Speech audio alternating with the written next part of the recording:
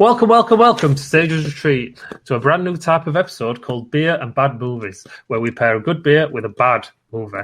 And to give you a review of both with our reasoning behind the two, which we'll be doing once a month. As always, I'm your Sage and host, Nathan. This is my co-host and fellow Sage, Lee. Yo, what's happening? Supposed to say something vaguely interesting there, but I am here as usual. Not taking so much the lead on this one. I'm going to be sitting back and letting these two rude boys get on with it. Go for it. Yeah. And today we are joined by the self-proclaimed film buff and beer expert, Ben. All right, kids, let's watch some shit films. Yeah. So to start us off, Lee, give us your definition of a bad movie. Bad movie. You see, I know you was on about like bad movie, but I think I forgot to get my recording going. I think I'm going to dismiss the word bad for the moment. I know it's the title of the. It's bad. Yeah, it's bad. Just to let you know, B doesn't mean bad. I thought this, and I was kind of Googling some stuff the other day. B just means it's in.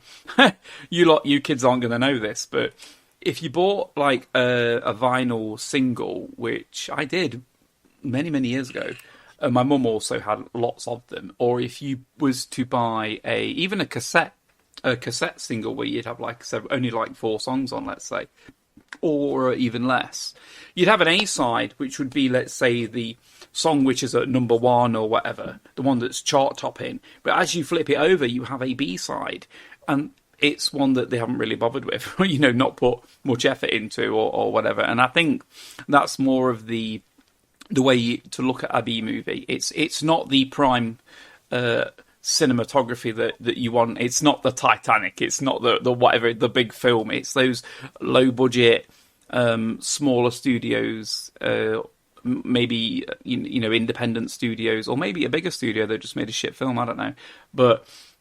Like, growing up, thinking of B-movies, I don't think I really did think of B-movies at all. I wasn't exposed to a lot of films. We spoke about this before, haven't we? Like, we didn't have a lot of money, so it was just a case of what was on TV. But the more I think about it, maybe I did watch some B-movies. The kind of crap that might have been on, like, Channel 4 on a Sunday or something. I might have come across it late at night when I'm supposed to be going to bed or whatever. B-movie, thinking of B-movies, it's like, I think, over the top, too many sound effects, like, just not quite feeling proper. Is that fair to say? Not quite feeling as well made as it could be. Even if, like, a lot of people look at B-movies and think, oh, it's a really good movie, but it's like, yeah, but it's not as well made, but the B movies now it's become a bit of a cult, hasn't it? A bit of a like, we love the B movies, and this is primarily what this is about, isn't it? It's about looking at those older B movies and how they come across now. Whether it was the 80s. Ben, do we have any later than the 80s going back? Do we have any? Earlier. Yeah, earlier than 80s. Yeah, I mean, historically. They do all go back, like the word B movie actually goes back to like the golden age of cinema. Right. So we're talking like when there's big blockbusters, they would be packed with a double feature. Yeah. So your second billing would be a B movie. Okay. That's where that term comes from. So that's going back to the golden age and moving like onto the 50s and stuff. When like TV come about and it were more regularly available, a lot of the B movie pictures would move into TV. So you've got examples then from 50s, and obviously 60s and 70s is when all the grindhouse and the drive-ins, and that's really where all big guns come into play. Is that where the B movies hit the mainstream? I'd probably go with that. Yeah, I mean, obviously going back, it would have been not as common to go to cinema, would it, as in like 50s maybe. So yeah, probably like 70s, and obviously 80s when home video come about, as you've just briefly touched on. That's definitely like a big part of it. Yeah, I think B movies definitely a big. Maybe it's B for big now as opposed to. Do you still get modern B movies coming out. Yeah, definitely. I mean, especially nowadays, because everything is sort of like rooted in nostalgia. So a lot of people now who are making films, obviously, like you said, they're cheap and they're independent. So a lot of cheap independent filmmakers now looking to them for inspiration. So they do make them, like, one in homage and two, like, literally because they're having to make that sort of movie. So definitely some modern ones. Sharknado comes to mind when I think exactly. of a modern day B movie. Yeah. So I've just had a quick look up at modern B movies, and I've got Tremors. Yeah. Tucker and Dale versus Evil. Is that a B? Eight-Legged Freaks. Hobo with a shotgun. Okay, I understand that one. Yeah, Hobo with a shotgun, definitely. He's gone back. Oh my! Look at this. Rutger Hauer, man, he's a legend. Oh, was that Rutger Hauer? I was trying to think who was in it. Was it he's Rutger Hauer? Yeah, Eight-Legged Freaks. What else have we got? Well, there's a film called Big Ass Spider. Okay, I need to see that. So by the looking at these, though, B movies are the ones that have the really terrible special effects, aren't they? The modern day B movies are the ones with the terrible special effects. Yeah, probably because they're running on like low end at budget. Yeah. But what I think the most common thread you find through B movies in general is that they are mainly genre pieces and they're exploiting certain trends, certain things, certain stuff within like tropes and certain audiences they're targeting. It's like they're using all them to pull in people because basically the main aim is just to turn a quick buck. Can we reference blaxploitation movies? Are they B movies? Yeah, definitely. Because going back to grindhouses when they come about, and even like a modern example is Black Dynamite. Okay, it's playing on all them tropes, and it's just back in the day, you knew what you were getting when you went into cinema to watch one of them, and that's what they were like preying on, like the kung fu that they'd always be doing, and they'd have the accentuated kind of accents and all that. They'd kind of really push it over, wouldn't they? Yeah, definitely all that. It's just pulling in all these people that they know they can use in. You know what I mean? If they market it as like it's got a load of nudity and stuff, and it's pulling in people just based on that, and if it's got violence, kung fu, and just on the topic of kung fu, you will get B movies that sort of transcend B movies and become like big cinematic cultural touching stones, i.e. Enter the Dragon, which is we it a spoke B about movie? before. Why is that a B movie? I'm feeling offended. Shut up, Nathan.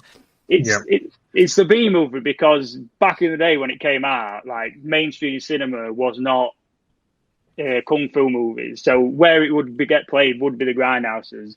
Obviously, it were low budget, but it had one big thing going for it with it. At the time, the audiences never really saw out that, and especially someone like Bruce Lee and his charisma and his style, and it were like that got played in the grindhouses, but transitioned to mainstream, where now it's considered a classic, but it were a B movie. They were played in double bills with Jim Kelly's Hot Potato, stuff like that, which are still considered crap films today. So Jim Kelly was obviously in Enter the Dragon, if no one knew. Yeah. But like Night of Living Dead as well, that's a good example of a B movie. Like lowest at low budgets, but it broke boundaries, it created new trends, it basically gave birth to the zombie film, and it's still a classic today. Okay. So you've got B movies that actually aren't bad, and they actually started stuff within cinema. It's interesting, and I feel like I've maybe watched a lot of B movies which I didn't realise were, I hate to do this, B movies, and I think I have a bit more of an appreciation for them. Even though, like touching back on Enter the Dragon, you guys both know that it's one of my favourite sort of films, and it has I'm kind of connected to it, kind of emotionally and now physically. But if that film had released in like Hong Kong, it wouldn't have been a B movie. It would have been like it would have been right at the top because he was so popular over there. But is it the fact that it's more of a B movie because it was America and because it was a Chinese main sort of like star? Is it because it was a risk? Would you say? Yeah, maybe like new to audiences, and yeah, like relatively speak. I mean, to be honest, within Bruce Lee's catalogue, it is probably one of his like most like big budgeted films. But at the time, it wouldn't have been particularly like we're going to sell it to American audiences. Yep. So it's definitely a B movie classic. It's a grindhouse classic, is what I'd call it. Like B movie gets tarnished a bit, but like I said, a lot of films. I mean, the one we're going to watch today is objectively a bad film when you look at it from a filmmaker's perspective.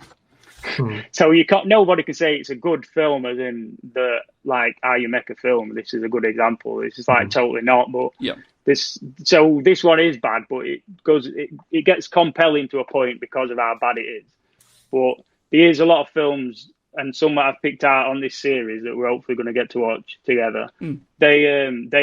They will transcend like what a B movie is and become part of like cinema history, cinema culture. So a crap film like the one that we have watched and are going to talk about, which I won't introduce, Nathan, you'll be doing that, but it's so bad that it's considered a good film to watch. That's painful to say that, sorry, yeah. Does that make sense? That's what's so good about it, is that it is so bad. It's like, this is called Beer and Bad Movies. There it is. This series. Yep. And the reason is because if you've got three mates like us and you just get some beers and you kick back and this is the film you want to watch, it's just something that you don't even have to tune into. You can turn your brain off and you're absorbing the piece of crap, but the way I don't know, the way it makes you feel and it just gets under your skin in an entertaining way. It's just, you can't ignore that they have got the place within cinema. I mean, I know people might bash them who aren't into them, but hopefully this series might open their eyes to a few bad movies and maybe get them to try a few good beers as well. Sure. Or bad beers. Well, that's what we're hoping for. Yeah. Hopefully not bad beers. Yeah, no. Always shop independent if you can. Yeah, make sure you do. That's good. And drink responsibly. That's good. Yeah. Tesco is fine. Right. Yeah. Sure. I'd be interested to hear what Nathan's idea of B movies are.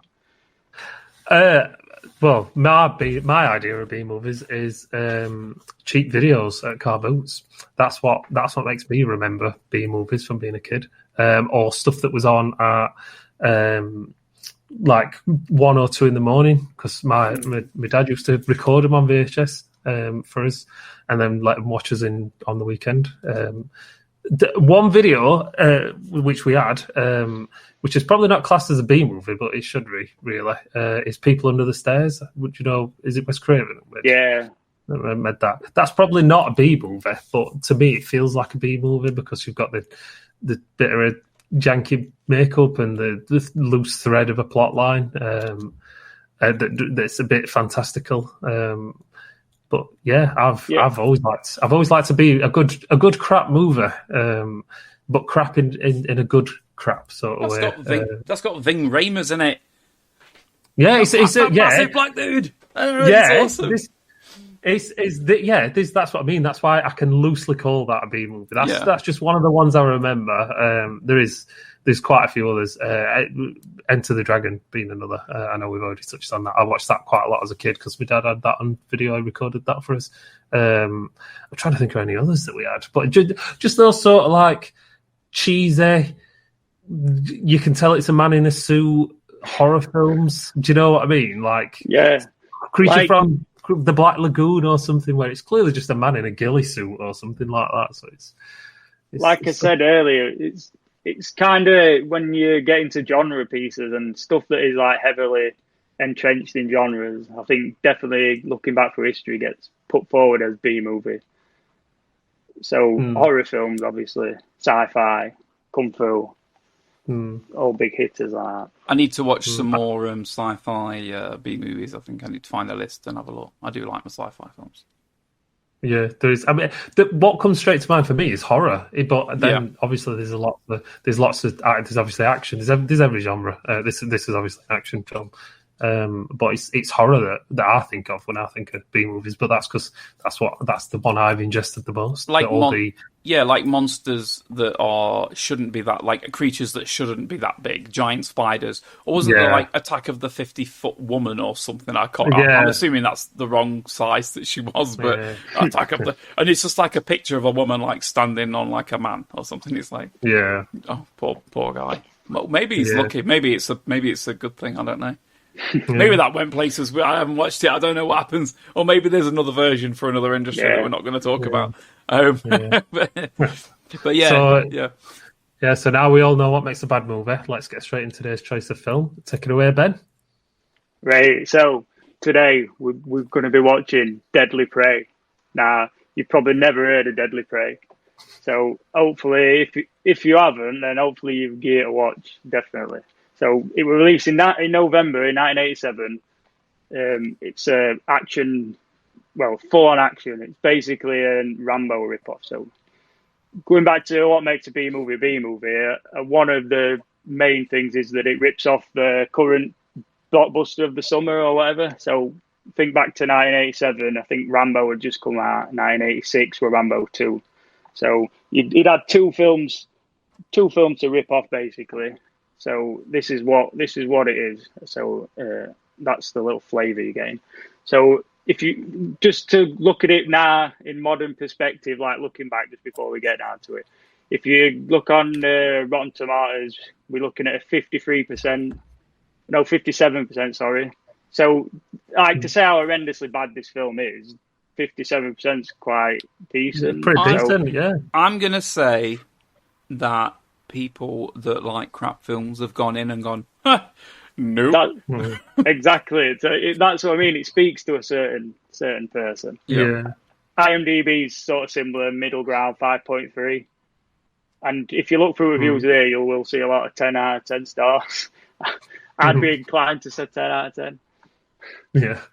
So we'll just get into a little bit of nitty-gritty details. So director is David Pryor, who at the time he was known for making cheap films, ripping off action films. He made a film similar called Killzone a few years earlier, where I've not seen it, but basically a Vietnam vet gets flashbacks and starts killing his own men on a training exercise. So it's not too dissimilar to the plot of this film. But yeah, and then basically a lot of films since Deadly Prey. So you don't know if Deadly Prey actually influenced these films, but a lot of films since have actually followed the same plot. It's based on a 1924 short story called The Most Dangerous Game. And probably the biggest film I could think of in the 90s was John Woo's Hard Target with Van Damme. I was thinking of it. I am sorry to interrupt. I had been looking at, rephrase it. When I watched the film, I'm thinking, oh my God, this reminds me of Hard Target. It came to mind straight away. I love that film. I think it was one of Jean-Claude Van Damme's last decent films. Yeah, definitely.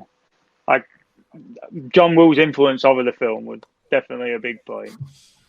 Made it a point of difference to his other films. Yeah, what I'm definitely saying is just that it did influence. That Deadly Prey did influence Hard Target, because all you've got to look at is Jean-Claude Van Damme's mullet.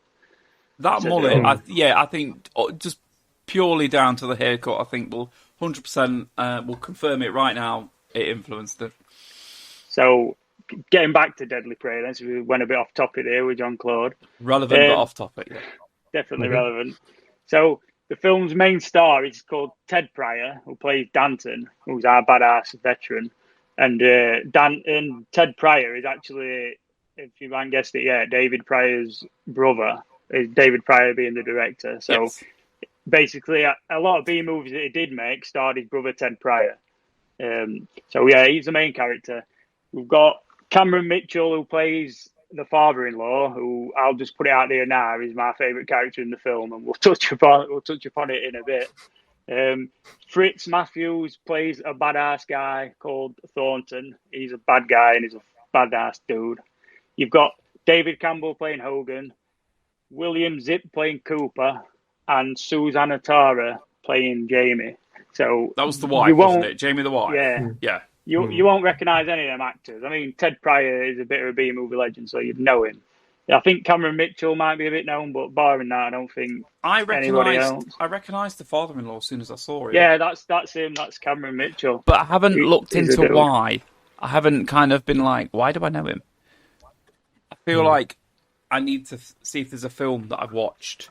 Yeah, I'm sure it'll pop up with him in. Sorry, I'm just doing something. It's all right, carry on. So what we'll do is we'll insert the trailer now. Take a couple of the men and go get another runner.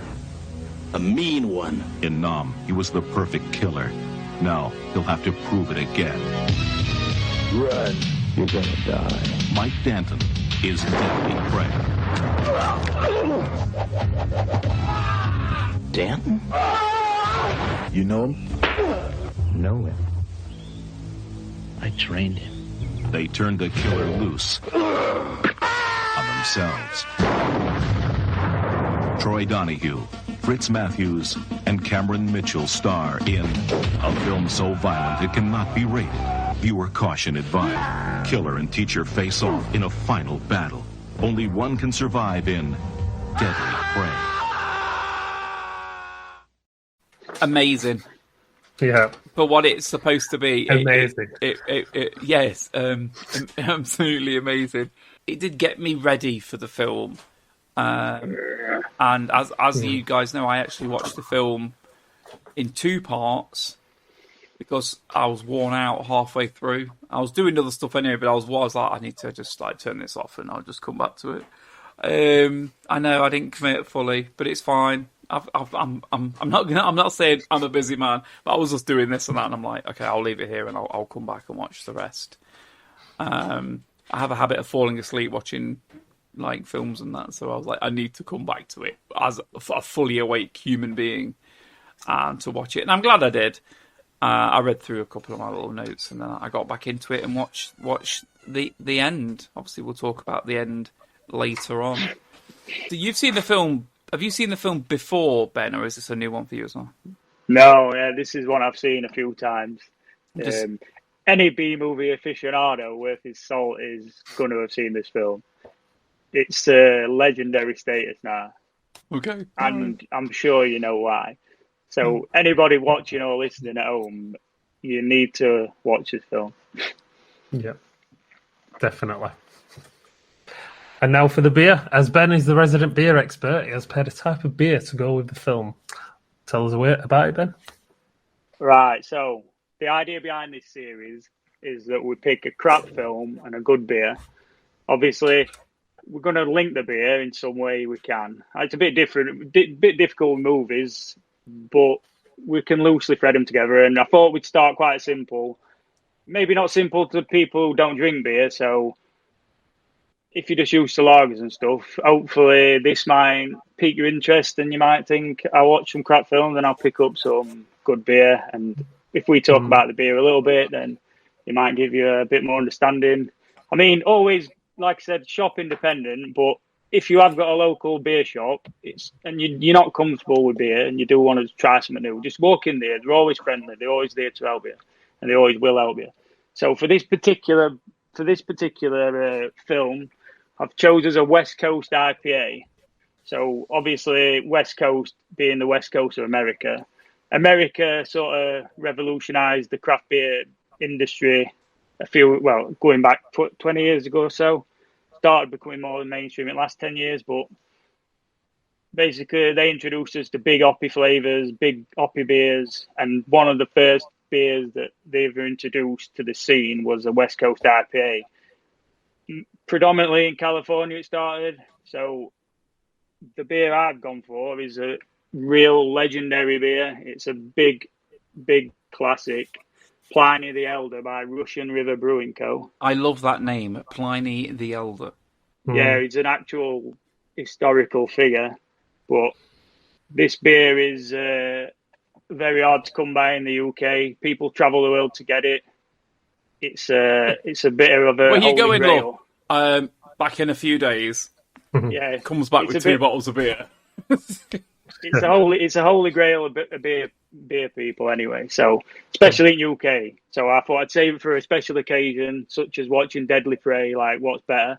But so calling it West Coast IPA, these guys brew in California, so it's Santa Barbara, so it's not too far from where this Deadly Prey was actually filmed. So that was my main jumping off point to start with, that it's of Providence, it's the right area where it was brewed. So, but another reason is the flavour profile you find on the West Coast. It's big, it's piney, it's hoppy, it's resinous. It's a bit like the forest that Mike Danton is slaughtering everybody in. And another thing about a West Coast is the style. It's very bitter. So it's like big, bitter hop flavours and very crisp on the finish. Very clean beer. So like Mike Danton, the main dude from Deadly Prey, is a big, bitter bastard. So it's a bit like this beer. A big, bitter bastard with a nice, clean, clear body, as we'll see in the film. So a big clear body. Yeah. That's the pairing we're going for. So just to give you a quick introduction to beer, instead of like getting too geeky about it, we're just going to stick to like a few simple styles. And obviously, I'm sure a lot of people know what an IPA is. There's variations on IPA. This is the West Coast IPA. We'll touch on other styles maybe in future with other pairings. But yeah, that's the beer we're going for today. So I'll just get this one cracked. I'd say this is a special occasion, so savour this one. I'll get a pour for you. I'll try and do it better than Nathan pours. But... yeah, it's not hard to. I don't know if you can see. We're all just sitting here watching him pour a drink. Yeah, nice clean body. When you get your nose in it, you'll just smell big hops, big citrus. And when you taste it, it'll be nice and like piney and just hopefully quite dry on your palate. So I'll just sip this and I'll pass you over to Nath to see what he's gone for with his beer choice. My choice is not as intricate as Ben's. I didn't look into it as much. I went like tying the characters and the setting. I tied in the movie, so I've gone for a Neon Raptor. If you can see that, go big or go west, because the film goes ridiculously over the top. The killing's over the top. It all goes big. They went big with the extras. I think there's only like 12 extras, but they play like same part like about 8 times and then they get killed off. But this is a double IPA. It's 8.2%, and it's got all the same sort of flavour profile as what Ben was saying, pines and citrus there. I'll open it now so we can do it, and you can see my perfect pour. He's going to nail it this time. Yeah, I'm not going to pour the full can out because I don't want to spoil it. You need it to drain more on the side of the glass as opposed to impact. Yeah. Oh, that's good. Yeah, it's that nice colour. Nice. It's a little bit of haze to it, but I quite like that. Oh, it smells almost tropical.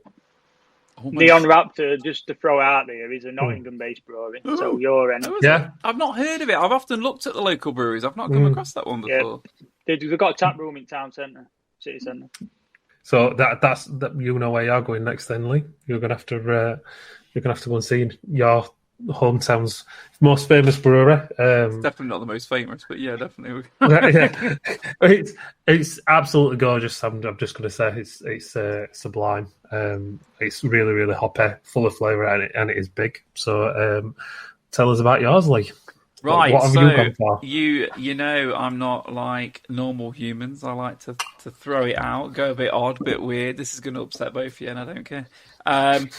So here comes the calling. Did you see Ben then? He adjusts his shirt as if to say, "I'm gonna fuck him up. I'm gonna do it. I'm gonna do it. I'm gonna get Mike Danton on your ass." So I looked at your recommendations, and I've not had a chance to really travel far and wide. We don't really have an independent sort of like bottle seller local either. I could have gone into town maybe, but you know what? I've just been busy. So as I was walking around Tesco, I came across something, and it triggered something, and it made me think this is more appropriate than what you might think. Anyway, like our hero, it's born in America. It's smooth, it's crisp, it's fresh as fuck. And I haven't actually seen this or tasted it in real life before. Also, I need to add, a lot of people consider it crap. I've got a Bud Light. Oh, you've let yourself down on first episode. This series is just Circling the drain at this point. So the reason I did it is because you look at Mike Danton, and he's a guy that's going to go home and he's going to crack open a Bud Light. No way. 100. He's a Miller man. He's a Miller 100%. Please. And I have for the never love of had God. it. I hear people say it's rubbish. Americans swear by it. So I thought, you know what, I'm going to try Don't pour it out on stream. I'm going to do it. It's coming. Can you get lighter than a Budweiser? I don't think you can get lighter than a Bud Light. I think it's about as low as it gets, to be honest. But I've never tried it, and I thought, you know what, I want to try it. This is just so far brief. But I know it's not what we're about. But when I saw it, I'm like, I've got to do it. And I promise you, this will be probably the only time I do this. This will probably be the only time. But it's super pale. Smells just like a cheap-ass crappy lager. It's pale because of all the water they've added, I think. Do you know what? It reminds me of when I used to go downtown when I was younger. It's tasteless. Right? Cheap. It's cheap. Yeah, it was. How much was yours, Ben? Like the budget. You don't want to know, mate. No, I do. £17 a bottle. It was 17. Yeah, it's because it got muled across from America. You can't get it anywhere apart from the Brogue. Okay, so Nathan, how much was yours? Just under £6. Okay, £4 for 4 cans of this. I'm gonna put that out there. One of the reasons they wanted me to do this B movie podcast is because, you know, I'm not very cultured in terms of films, and I'm quite willing to say something. If I think it's crap, I'll say it's crap. And I thought, well, you know what, I'm going to do the same with a beer on this occasion, and I've done it. And I could probably drink like 20 litres of this stuff, and it would do nothing. Not even joking. However, for a drink to sit, it's fine. It is absolutely fine. So yeah, Bud Light, that's the way we want to go. I'm going to show it once more. It's not going to focus right because I've got that stupid filter thing on it, but Bud Light, look at that. Look at that. Just to interject there, like, I know beer for people, especially craft beer, is like stupidly expensive. So by no means do you have to buy expensive beer. It's just obviously you pay cheap, you get cheaper quality ingredients, whatnot. Don't even get started on like ethics of the businesses. So it's always better to shop like locally and independently, like I said. But Tesco, to be fair, they do stock a lot of independent craft brewery beers for a cheap price. So if anybody wants to dip the toes in because they're not willing to pay a lot, Tesco is probably a place to go. And with the beer pairings, I've tried to pick out supermarket beers. So if anybody is watching and drinking along with us, to keep their eyes peeled, there's recommendations on Tesco beers. So you ain't got a Breck Bank, you ain't got to spend 17 quid on a bottle. You can get a can for £1.80. I think Thornbridge do Jaipur. Some of the Jaipur is actually a nice beer. Some of the ones that you recommended, I think there was one of the bottles was like £2.10 a bottle, and there was actually 4 cans for like if you had a club card, it was like £3.50. Without it, it was £4.50. I could have gone for one of them, but one of the reasons I went for this, part comedy value, part because I do crack.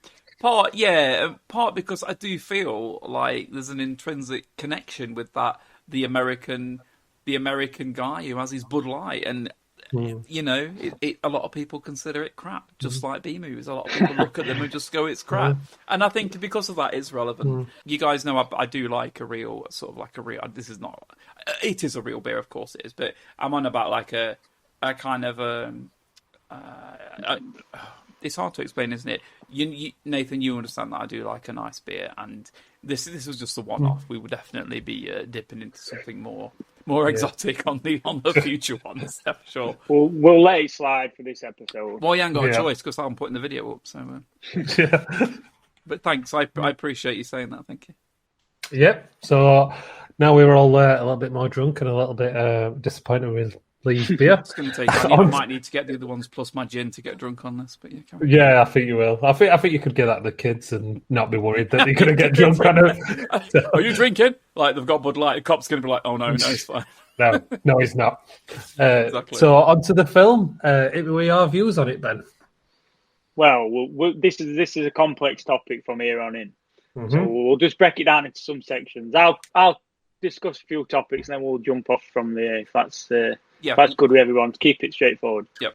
What I want to talk about is the movie poster first and foremost. So this is going back to one of my favourite styles of movie posters, which is the hand-painted 80s aesthetic, which I'm sure you can both appreciate. Yep. Looking at this movie poster, why would you just not want to watch this film? Yeah. You see this poster in a video store in 80s or this VHS, you would just like, what is stopping you picking that film up and renting it? Yeah. What do you reckon to that beauty of a poster?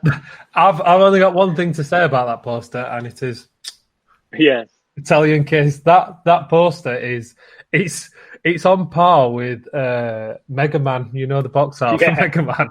it's like that. I love the hand drawnness. It doesn't actually look that much like him. No. If we're thinking of the same one, where he's the action man pose sort of thing. It is good. I do enjoy that. It is very good. I don't get what he's doing with his knife. It's like he's just got a hole in his shorts, jammed it in. I don't understand the poster. I do like the poster. I like the fact that it has all the I just realised you've got dead bodies on it as well. And also it doesn't relate that much. Well, not quite enough to the film, because I don't remember any tanks shooting in the film. Oh no, there is. There is one. I promise you, I have watched the film. Right. You got the helicopter.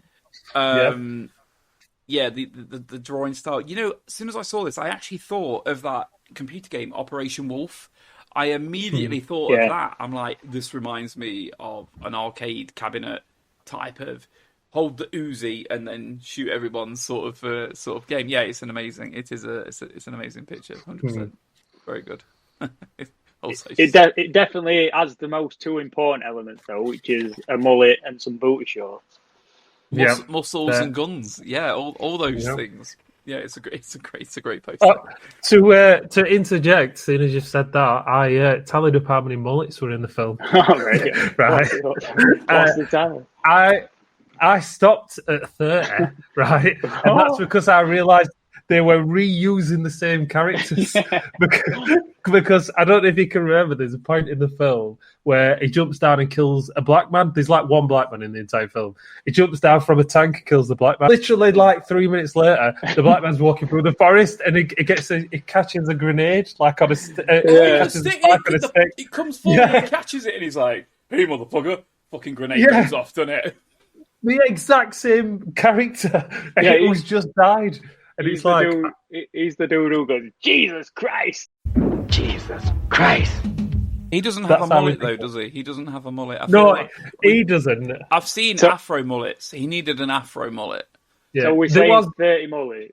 30 mullets at least, but that's because they started repeating characters. There was one character with mullet and glasses who looked like George Michael from Wham. I don't know if you saw that. That spoiled the film for me. Was he the main? He's like the main. No, not. He was in the background nearly all the time. He died about 4 times, right? I've got the kill count, but I'll save that for in a bit. I've got the body count for the film. But yeah, mullets. 30 mullets at least. But mullet count, 30 mullets, and I stopped counting because of repetition, and I thought I was doing it a disservice. But anyway, carry on, man. Yeah, so moving on from mullets, which is a very important aspect of this film, we'll talk about just the opening scene for starters. So, apart from like the opening shot, just in general, like the first bit you see of the film is pretty epic when he's like, on the hillside, that little silhouette. Like, so after that piece of cinematic history, we get a quality opening credits, which I'll let Lee explain because I know he has some good views on this. When I first started making notes, I didn't sort of timestamp them, but I did write out like a whole side. Well, it's like a quarter of like an And the first bit I wrote was, we have guns and we know how to click them in ways you've never dreamed of. It's for like 10... I'm going to say it's like 10 seconds or so. I know it doesn't sound long, but when it's the same thing happening over and over again... and it's got the tiniest little gun. Like, putting in a magazine. Nice. It's like, all right, guys, we can see that you've got guns and also arms. And it's like, oh my God, what are they doing? One of those could have been... There was even... Was there a guy that put a knife in it? He's like, had this knife. He's like... That knife had a compass on the top as well, like a novelty knife. I've got a knife with a built-in compass. Yeah, it was like on the pobble part, like a round compass. I'm like, That's what you need. That's what you need. You need to know where and go, I killed them. No. Yeah. Absolutely terrible, terrible start to a film. It didn't set me up well. That I'll be honest. Well, that were a good example of them using the budget. They're going to milk that. They're going to be like, we're showing you some badass dudes, and they're loading guns, and we're going to milk that shit. Blowing off milking the budget, like you say, there's so they take 2 gun clicks and turn it into like 20 over like 10 seconds. But did anybody else notice that when you were watching the film, he ran down the same footpath about 15 times? Yeah. And I'm looking, going, that's the same. Not looking at the floor. I'm like, okay, the angle's similar, and that bush is kind of like a dark area, and I'm like, I've seen this before. Yeah, he has his wife there, doesn't he? It's like the same bush that he's always there. It runs very good and all because he's like, That's how Commando runs. Yeah. So moving on from that opening scene, the opening credits, the opening scene, man, I have not stopped laughing about this all day. This guy he is underused in this film because this guy, man, I absolutely love this guy, and I could not stop laughing. The office worker, the guy, the poor guy that they've got. It's worth an Oscar. This bit of acting, honestly. Like they call him Fat Man or something, don't they? It's like, move it, Fat Man. He takes a grenade like an absolute champ. Gets shot, and he's still walking. He still manages to beat up his attackers with a rock. Oh, when he's like sneaking his hand back slowly to find the rock. Yeah. And then the creme de la creme is just that. Honestly, this is the cream of the crop when it comes to acting. When he's about to get shot and he's like, "Don't kill me!" Don't kill me! Don't kill me! Don't kill me! Please! Please! Don't do it! Please! No!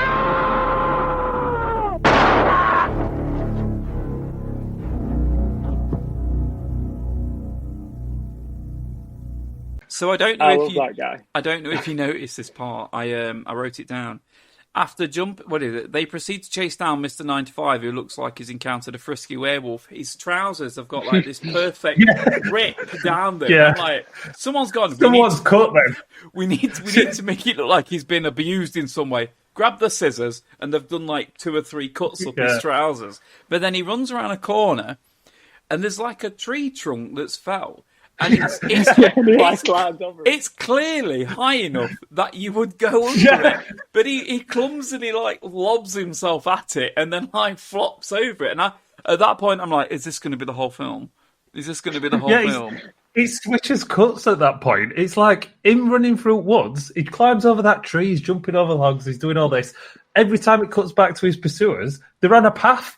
Stomping after him. They're always running down a path, aren't they? They're always running. It's like a path into woods. It's like a Transpennine Trail, and he's just running down it. And why is he running through woods? And then they've caught him straight away, and he's been running for ages, like jumping over stuff. Yeah.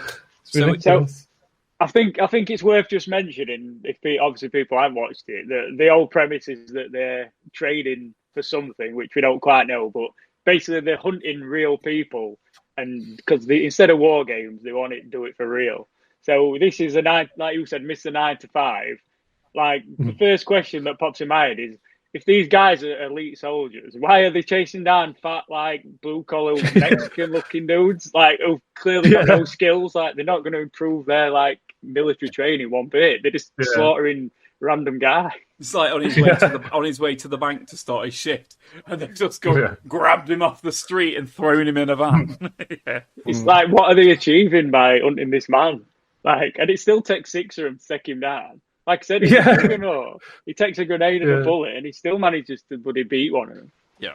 Yeah, but their criteria, when a bit later on when they grab him, and their criteria is drive around a neighbourhood in a van, looking great conspicuous, pointy people. Shall we have him? Oh no, not him. He looks too tough. Not him. Oh, he's not tough enough.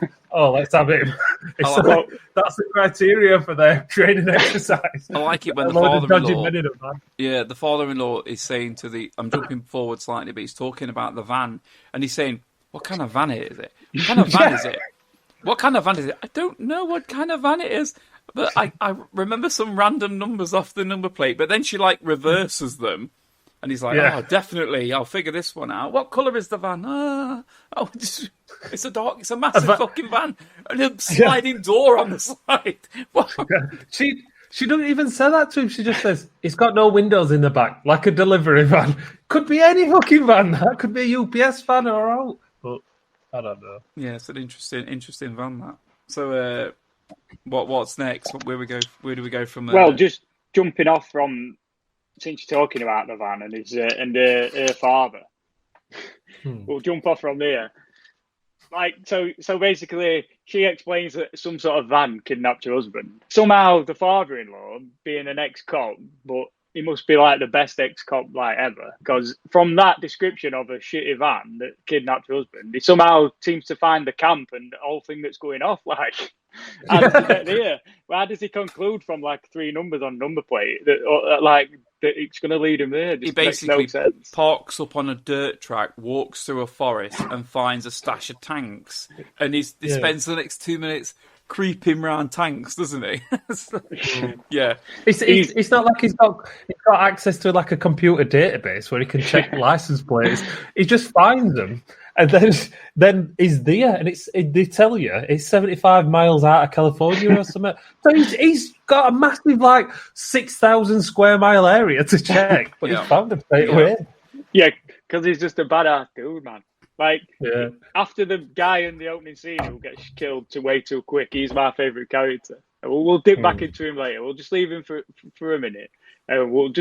So basically, the guys are hunting real prey, real people.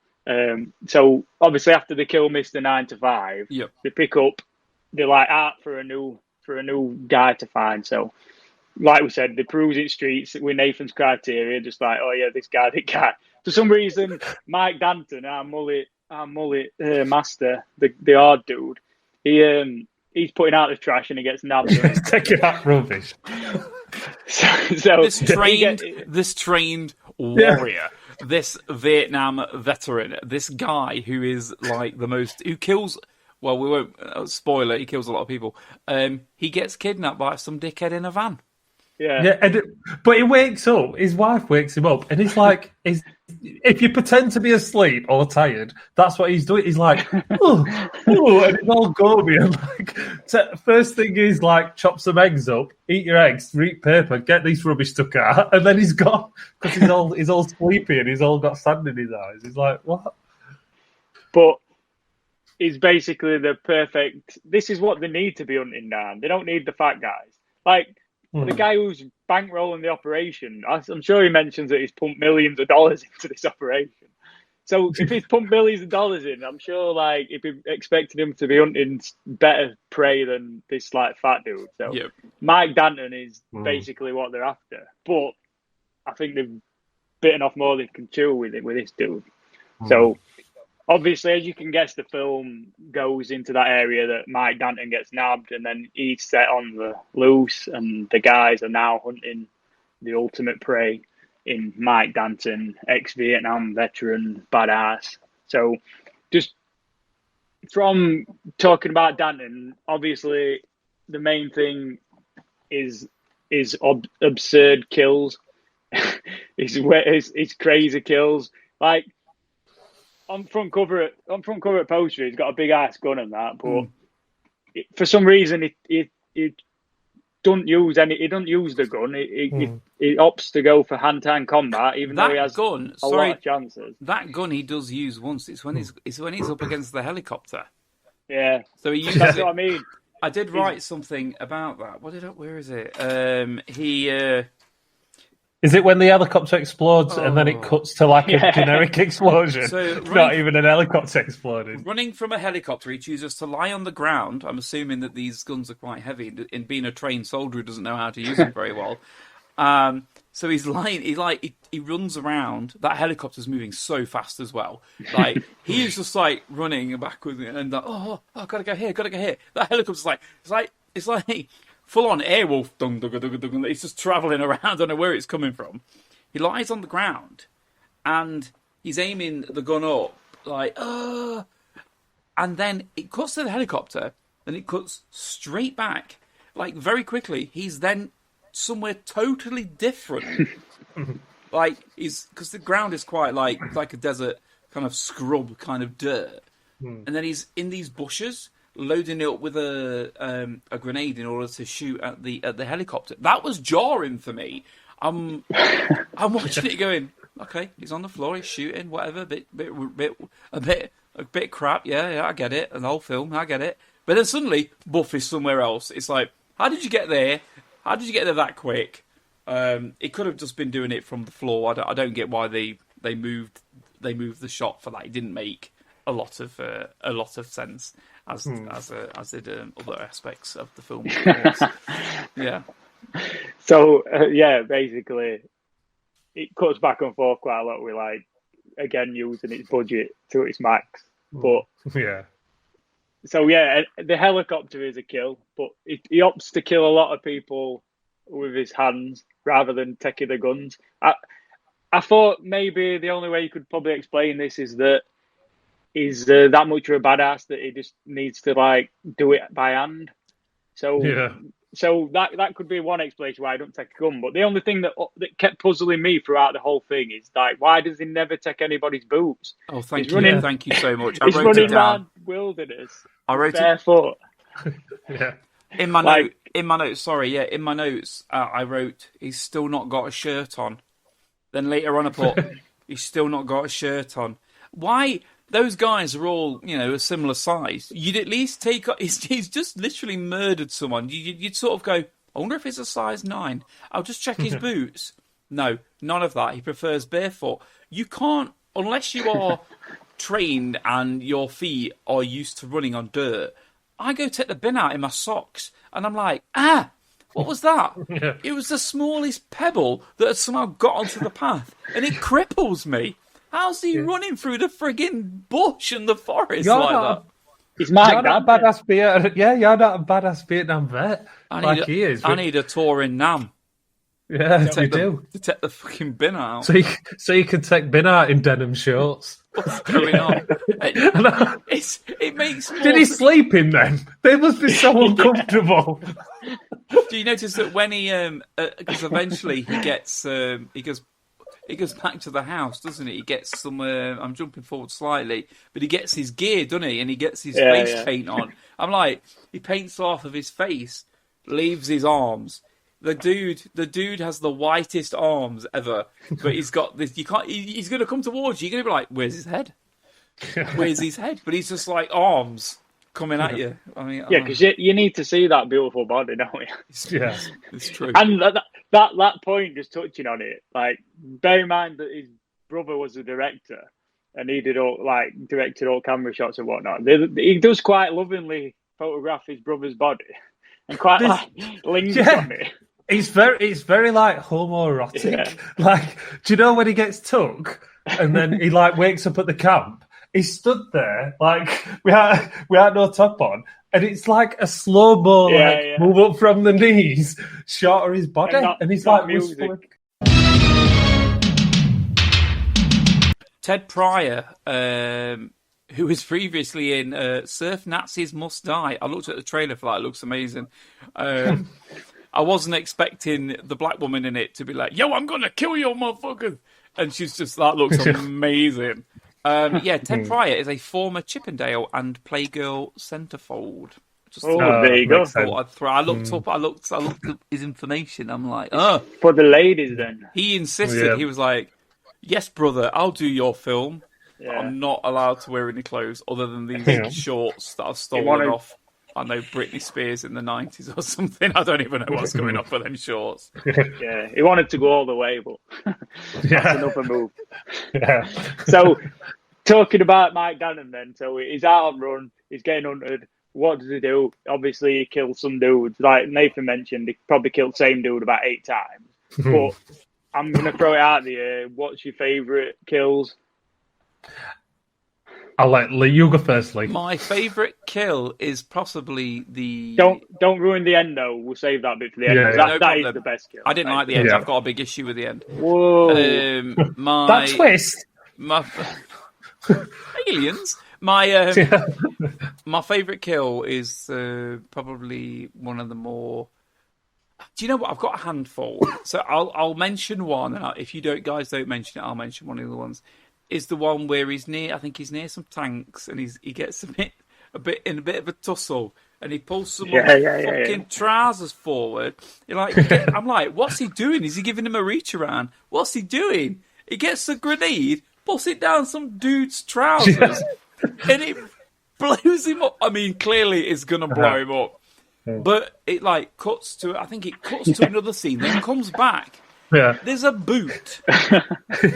Just a boot sitting there doing perfectly stood up. And I think perfectly. We need to emphasise this. A boot stood up, and I think it's got like a bit of smoke coming out of it. Now, why isn't there a skull next to it? Or it's like they've had to cut the gore out. Or they've got a higher... like films where they cut stuff out so they don't get a higher rating or age rating. It felt like that. I'm like, this dude should be covering the surrounding area.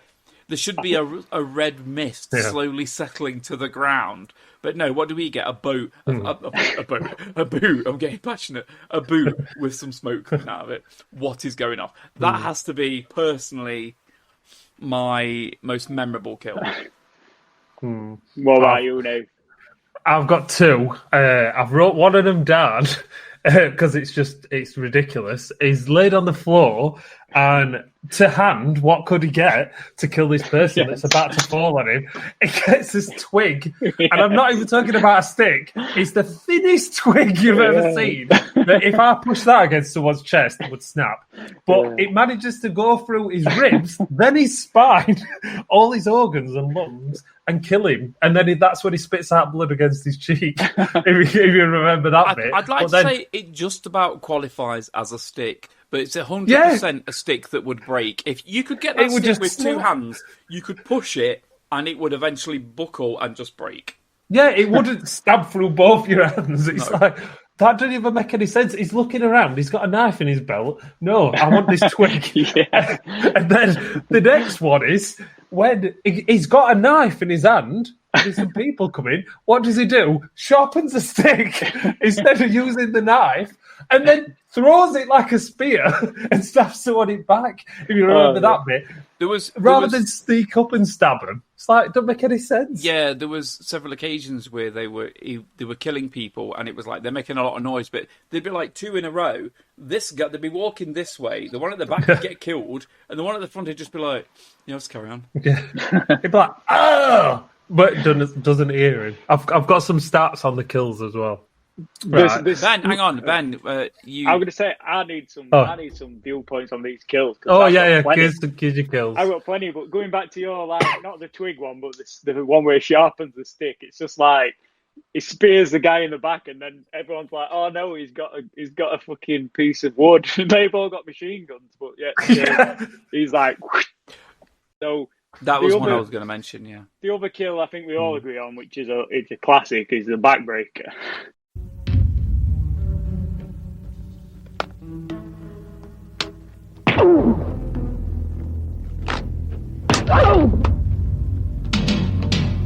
So he picks him up, and he looks quite light as well, picks him up and just walks him towards a tree and just crunches him on it, and just it's like he snaps him, isn't it? Yeah.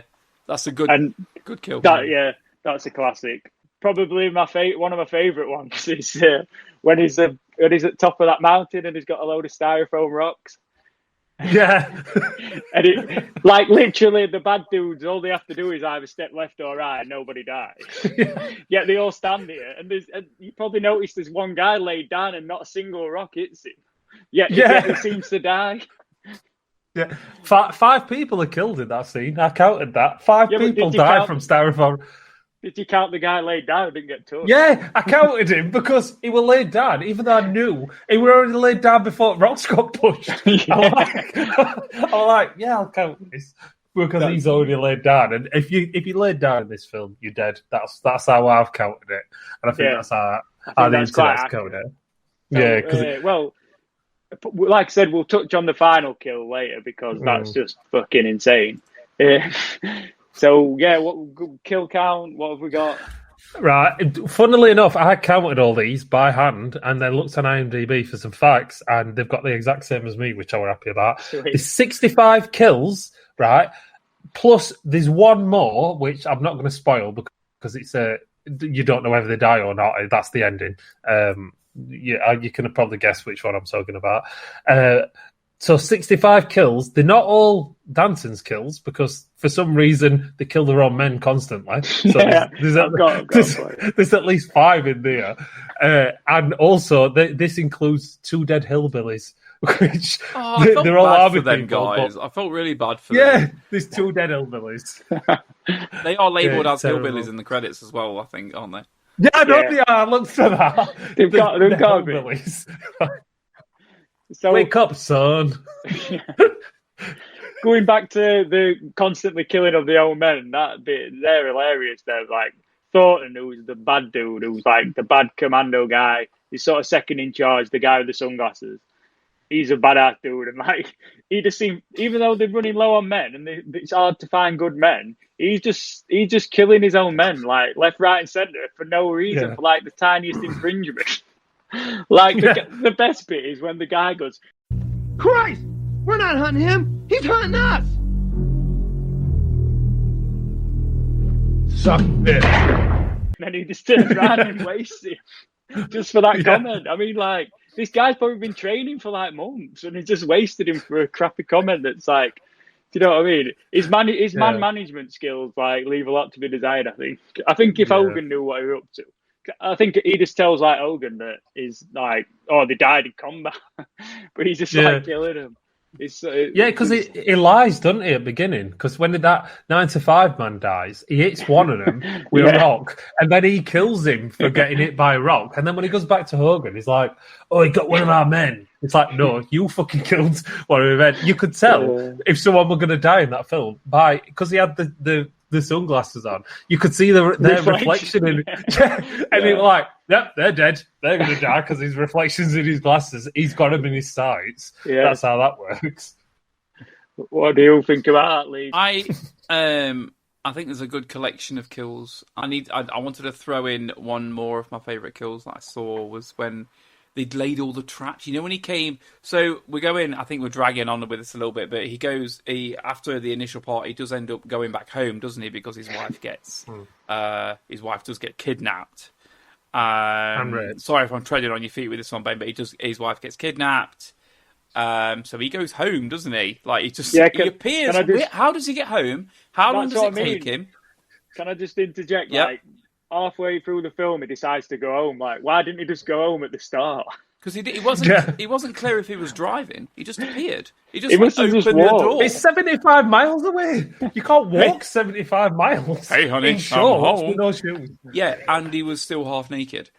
Yeah. So he gets home, and there's that woman. I need to mention that woman as well because she was in my initial notes. So at 5 minutes 55 was the first tough talk from the commander.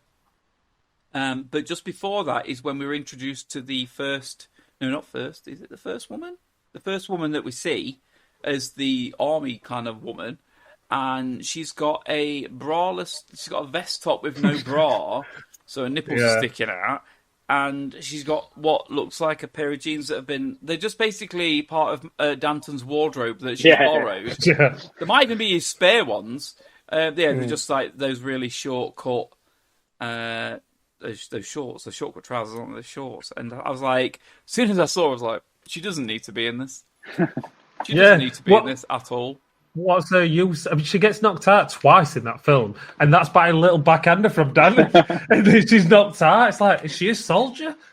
And then later on, when she dies, she puts a gun on the table, just like, ha ha ha! I hate you, Danton. I can't wait to see you die. And then he's like that. Good dad. And then going on to something quite brutal, he just kills her. Yeah, he just executes her while she's knocked out. Just takes her out, and I was like, "That is brutal." That is all she's done is pour a glass of water on him. That's it. Oh, yeah, with that ladle, have some of this really crap soup. Throws it at him, like just She didn't deserve it. She deserved a more dignified death. I think she did. I think she should have died. This is a bit cliche. She should have died in a battle with his wife. That would have been the cliche. Well, the ideal death for her would have been, or just hit by a car, something like that. That would have required some thought on the part of writing the script for this film, which obviously there is none. It's literally a collection of cliches. It's like, let's just stuff it in the film because this is what's meant to be in this film, and we'll cram it in. It is. It is lazy script writing. Yeah, very lazy. One thing I did mention that we have Rambo 1982, Commando 1985, Platoon 1986, and Missing in Action 1984, which is obviously Stallone, Arnie. We've got various people in Platoon, and then we've got Chuck Norris. All these films came out before Deadly Prey, and I'm disappointed that Deadly Prey wasn't better because of those films. Am I wrong in saying that? Yes. Okay. It is better. It is better than all of them films. Clearly, it's not, and you're biased towards bullshit crap films. Did you get the obviously the infringed on the Predator part as well? Like Predator came out same year, and it were like fucking that, you son of a bitch. Yeah, the tonal shift. Yeah. He did the music. It kind of went, let's kick some ass. I remember thinking, fucking music, why did they throw that in there? Yeah, man. And all the traps and the grease paint on his face. It's like the tonal shift. It's like from dusk till dawn, like shift halfway through. It turns to like a Predator film. Yeah, but but they're the Predators. It's like he switches over. Weird how they just go out. It's because they have to shoehorn in that bit, like getting strapped up and all montage during being a badass. It reminded me of the Commando one where he's like, grenades. It's 100% from Commando. So whereabouts are we in regards to the film? I think so he goes. We'll just say shit goes down. He goes back to the house, doesn't he? And he kills that woman, and then he goes back. Are we about there? Yeah. Can I just touch on some? Yeah. Just apart from his kills, we've got to talk about his skills and the skills of the other elite soldiers because they are questionable at best. Like best of the best. That's who they are. Going back headhunted best of the best. Going back to the hillbillies, like if you're taking refuge from a bunch of people who are trying to kill you, where would you set up camp at night? Would you perhaps set it up at the side of a road? If you're an elite soldier? The side of a bridle path. Exactly. And then flipping to the actual soldiers, like the most ludicrous part of the film is probably when they're trying to track him down and they get a bit of his trail and then they're like, oh, Danton's been in here. Well, where is he? We need to find him. And then camera pans up and he's just above him in a tree with like no foliage on or anything. Right, yeah. I remember that and just going, why have they not seen this dude? It's literally... Oh, it's there. It's like, if you're walking along and there's someone in like a house in a window, you still kind of spot them, don't you? You kind of see him. This dude, it's like walking down the street and he's sitting on a telephone box and you've walked past the telephone box and you've not seen this half-naked man. Exactly. Yeah. Exactly. That just speaks volumes about how elite these soldiers actually are. They can't even spot a guy above them. Yeah, there's a few other scenes that I noticed. I'm going to, off the top of my head, 6 maybe, where there's somebody has paused for a moment and they've not done anything, but then a gun, if you imagine, I'm the person, a gun comes in the frame like this, and then it's like, thank you, and then it's like my daughter's just snuck a can to me. Yeah, so that's what children are good for, Ben, I'm telling you. So this gun comes in, and they're like, oh no, I didn't see or hear you coming at all. Yeah. Even though, like, my main problem with a lot of the scenes where it's like if I'm walking on concrete or you can't hear me, but that's a forest. That's like you can hear people. Forests are generally pretty quiet, and you know when you're walking, the ground crunches, sticks break. How many times have you watched a film and there's been a stick break and someone's been like, "Oh, they're there."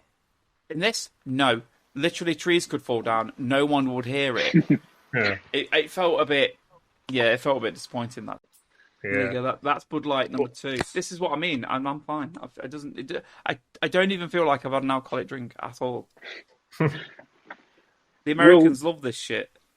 What's wrong with any Americans watching? Brian, are you watching? Is that just dirty tap water? That it could be. Do you know like when? Do you know like when you get more. contacted and they go, "Your water's going to be off," but you try and pour it anyway, and you go, "What the fuck is that?" Yeah, that is that. Bud Light. I don't know how that's not gonna. Yeah. Stanton would not drink Bud Light. He He would drink Miller at least. But one thing, if we were drinking a Bud Light, one thing that he would probably eat with is maybe a rat or some worms. Like he does like them. No, he's a cheeseburger from McDonald's that only costs like 10p. I've got this written down as something strange, right? The whole tonal shift, like I read about, between it changes to Predator. There's a small part in the film where it has some weird, sad music. Yeah, they for like music. Yeah, it's like I don't understand what's going on there. Where harping back to the homoeroticness, he gets a worm. He's crawling through the forest, like Gollum, right? Weirdly on hands and knees, crawling through the forest. He finds a worm, and then what do you do when you find a worm? And what's he doing with that? He's cleaning it. He's cleaning it. He's pissed on his hand 3 times. How clean does that worm need to be? And then I looked at IMDb for this. He actually eats an actual worm. Yeah. He bites it. Why would you bite it in 2? And he's like fighting with it. You just put it all in and eat it. He eats a worm, and then he sees a rat. Yeah, I love that rat. From IMDb, they bought that from a pet shop. That's another fact for the film. He finds this rat, and then he eats it. There must be not a lot of meat on a rat, but he somehow manages to leave some of the rat behind. And he's like, and the hillbillies find it and be like, "He's been eating rat." So, but it's like a little lamb cutlet of rat that they find. I need to just mention my notes. At 30 minutes in, I put eats the local wildlife. That's exactly what he was going on with. Just fun.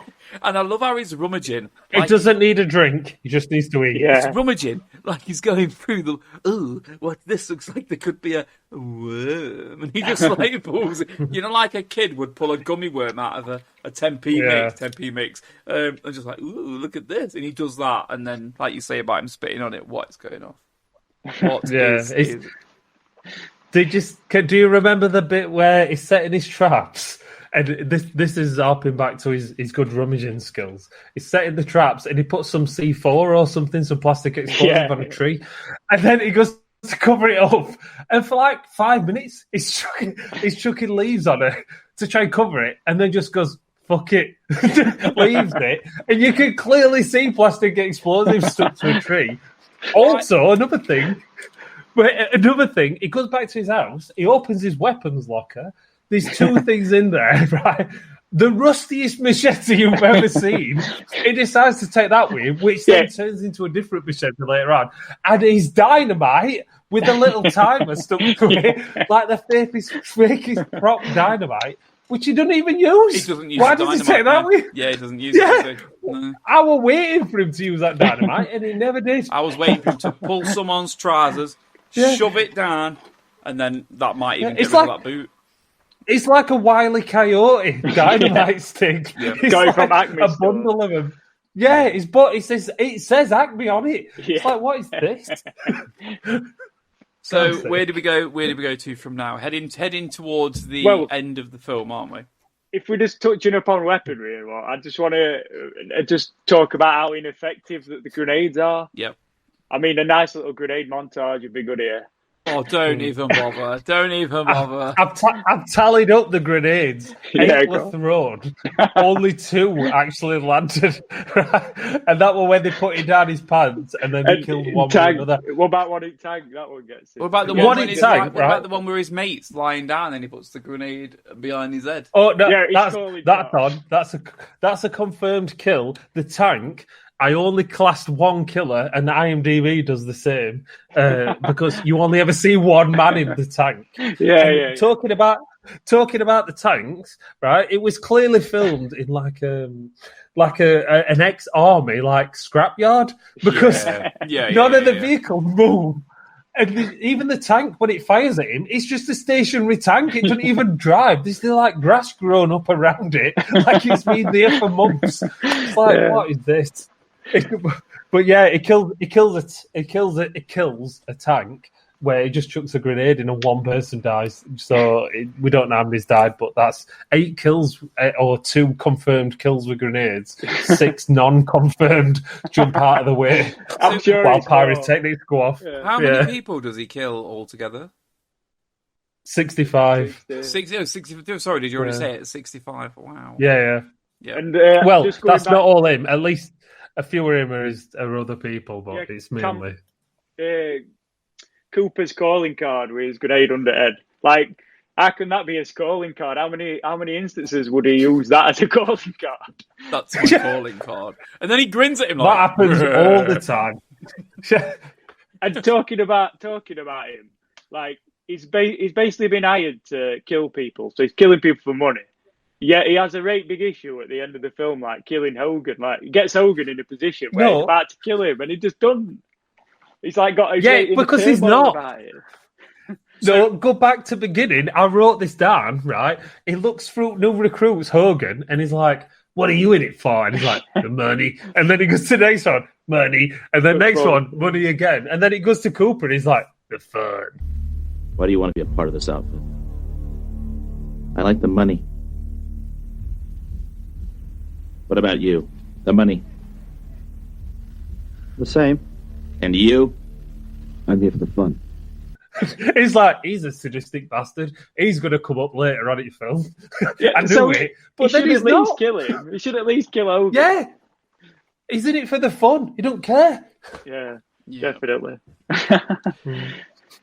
But he's quite a good character, to be honest. He plays that character well, I thought. Like the buddy. And one of the scenes with him in it, which I just can't stop laughing at, and it's sort of similar with Hogan, is the exposition of the plot, because there's no plot. When they can squeeze it in there, they do it so it's just jarring. It's It's like with Cooper, he's just fighting with Danton, and then he's like, Danton? Mike Danton? I'll be damned. I haven't seen you since the time you took a bullet trying to save my life. If that's the first time you saw him, since then, I don't think it needs explaining. And it's it's same with Hogan and all, when he finds them dead bodies and he's like, I know this. I know this style. It's my style. Danton? Mike Danton. But yeah, another favourite character of mine, which I hope you two love as well, is the father-in-law, Jamie's dad. I was a bit upset with that. I think that I felt it was a bit unnecessary. What? He has one of the best scenes, apart from the guy saying "Don't kill me" at the beginning. The second best scene in the film is when he's in the jungle and he's got his gun on that, and that recruit comes out and he points a gun at him and he says, Friend or enemy? I'm a friend. You're a liar. that scene is absolutely worth the price of admission. Honestly. I like him, but I'm disappointed. Clearly, I'll put a spoiler warning at the beginning of this this video. But the fact is, he dies, and I felt like it was a bit. I don't know. He gives the biggest performance in terms of acting with the speech, to the millionaire dude. Yeah. And he gives this great epic speech, doesn't he, about being like down in the gutters and there's no music. Get back. Get back! What is this? Who are you? Who am I? A little man who spent 27 years of his life as a cop trying to put big shots like you away. 27 years in the filth and the dirt of the street. There ain't no music down there. You watch the people in the streets, killing, raping each other, pumping dope through their veins, while big men like you sit in the fancy penthouses and let the poor slobs rot in hell. I know about you. As long as it puts money in your pocket. Today, the nobodies who made you rich are gonna win. Die, you son of a bitch.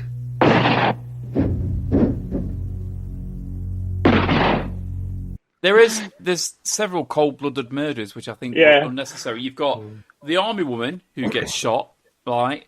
She could have been tied up or whatever. You've got the father-in-law who got utterly slaughtered. The biggest one for me is near the end, which we're clearly approaching now, was his wife. That was the twist. That's a bit out of left field. I don't think it's a twist. Yeah. I didn't see that. It's a lazy script.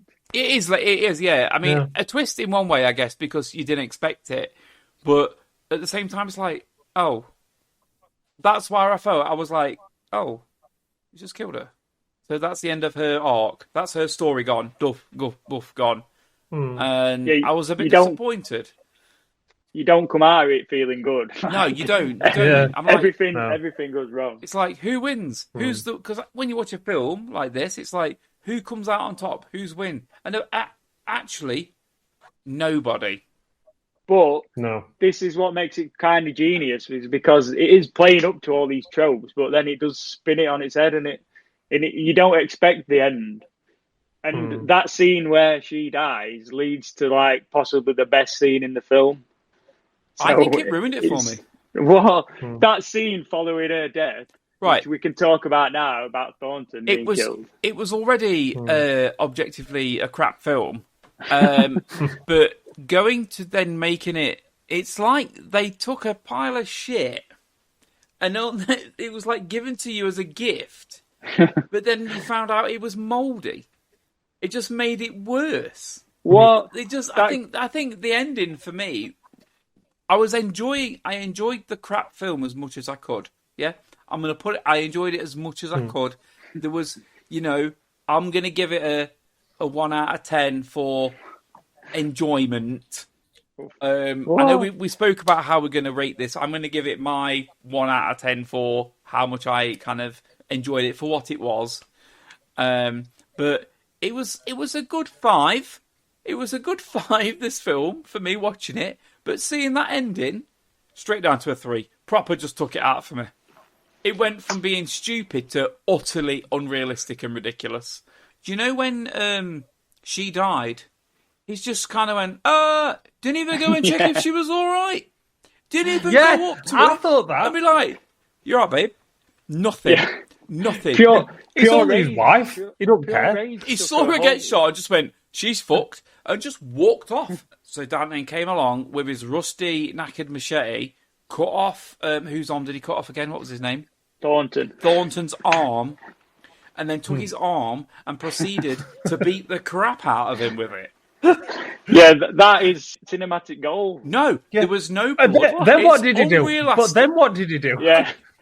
Icing on the cake, he scalped him. No, he went, why the fuck? And then... He scalped him because he just killed his wife. If some guy killed your wife, would you not beat him to death with his own arm, then scalp him? I wouldn't scalp him. I don't know if I'd scalp him, but... that bit was ridiculous. He probably keeps that scalp in a jar just to remind you. He chucks it and then kicks some dirt on it later on. I thought, oh, that must be right sticky, that scalp. He's like, he's been eyeing up his mullet that entire film.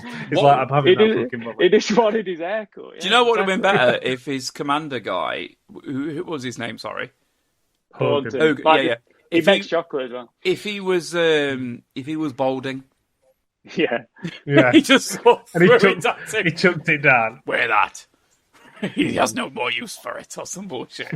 So after that, like, extremely awesome kill, like we come to it. We come to the end, and this end, I don't think I saw it coming first time I saw it.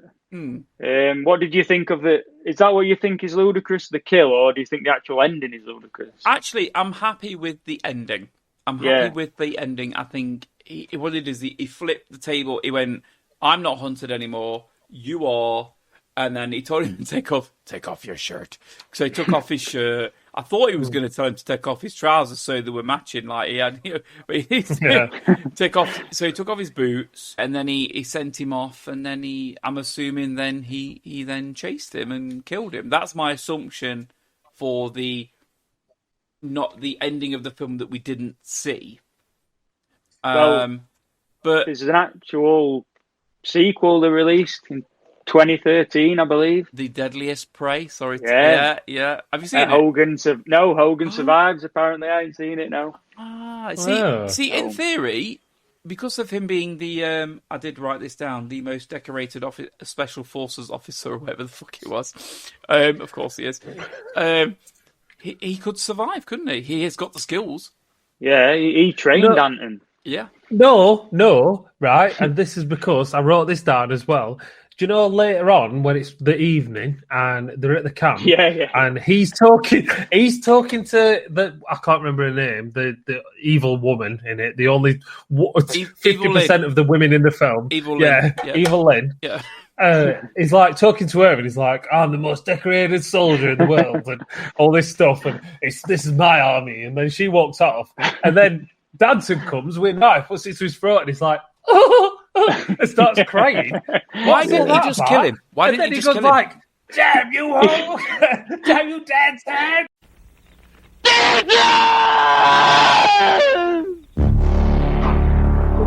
Just to go back, the very last scene I'm fine with, but because of her getting killed, that ruined it. The beating with the arm, her getting killed. Actually, it was only that bit which ruined a semi-okay film. Semi-okay film. I want to mention my favourite scene. Approximately 57. It cuts to a scene where Danton is in the distance. It's misty. There's silhouetted trees and like the odd bush and grass. And the background music is an oriental flute, which I've heard many times before. And I heard it, I went, I like that flute.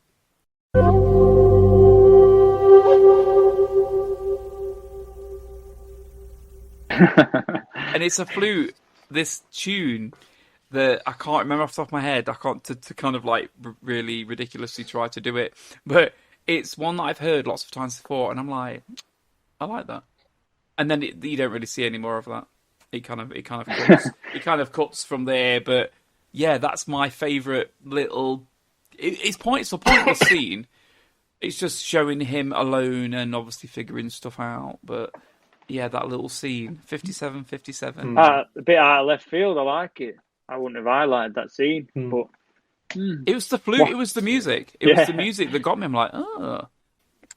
One thing we haven't mentioned is, if you were going to say Mike Danton had a catchphrase, what would you say his catchphrase were? Please okay. Can I go first? Yeah, please be correct. Ah!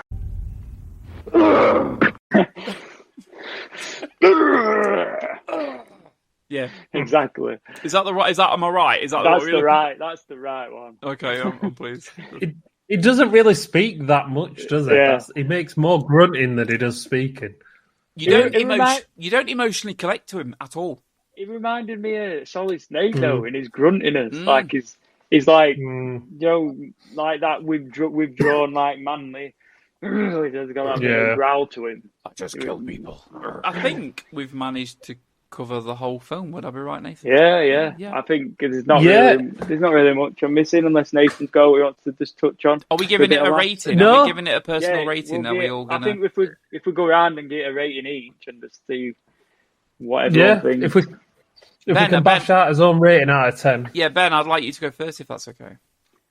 Right, so if you want to set to me for a 10, so objectively, like I said, it's a bad film. Like, there's no question about it. But like I said earlier, there's something compelling about a film which is so bad that it becomes good.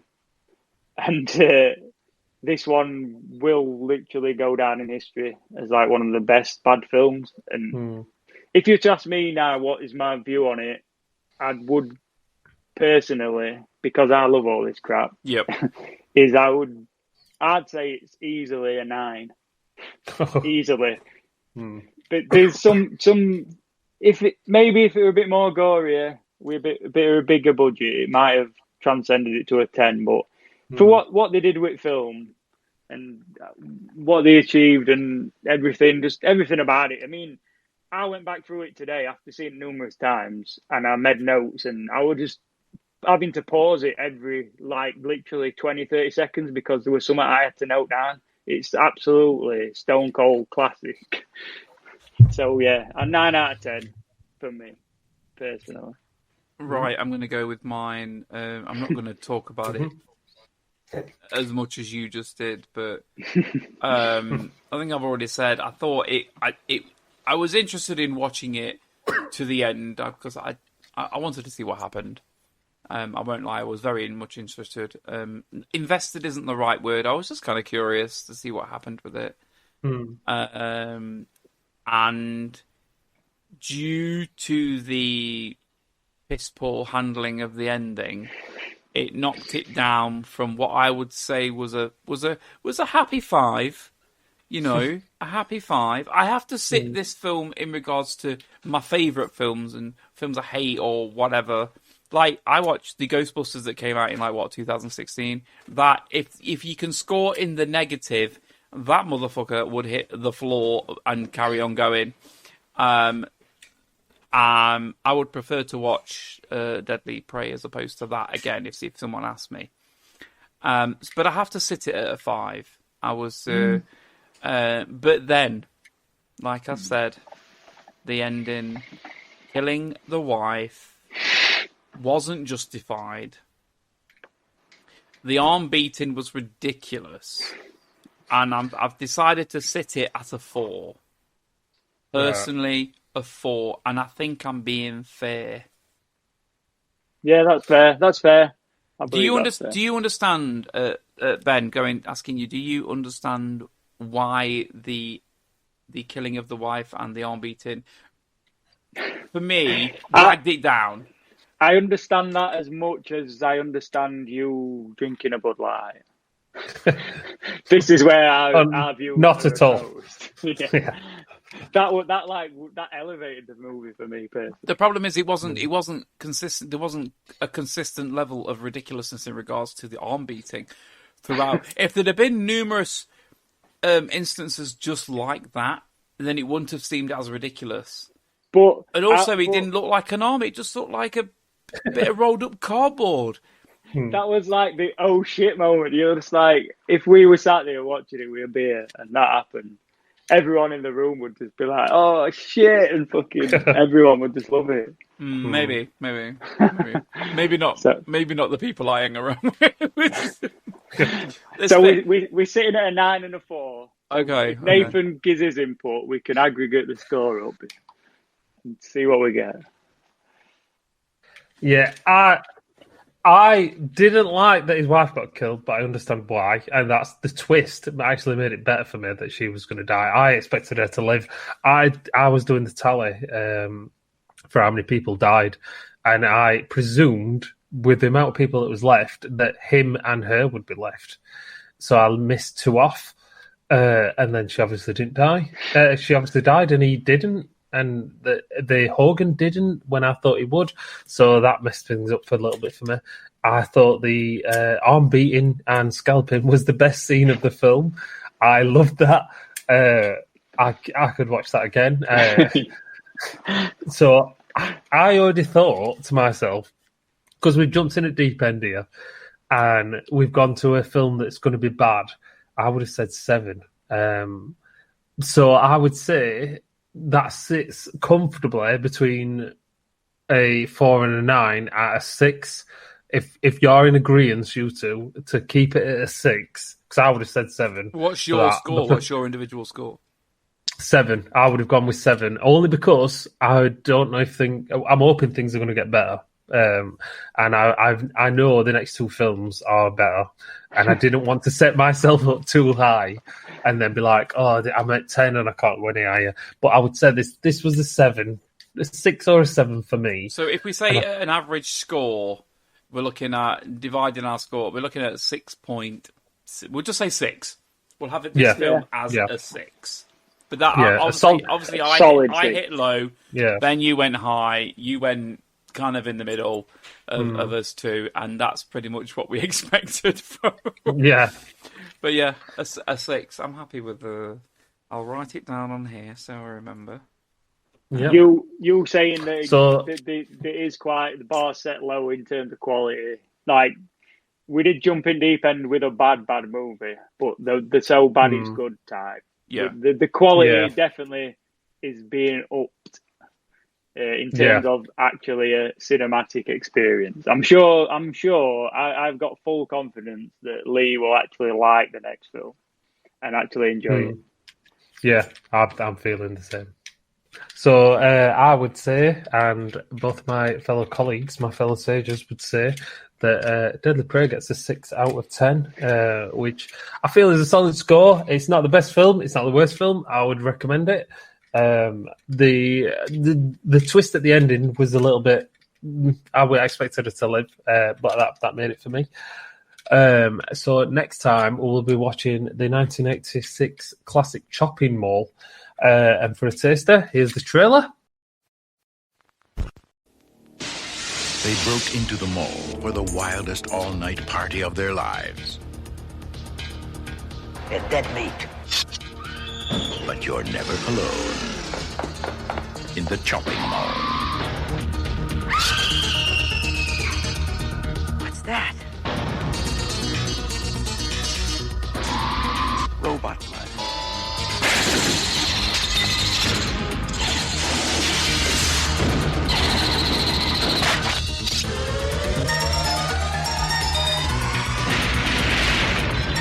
Chopping Mall, where shopping costs you an arm and a leg.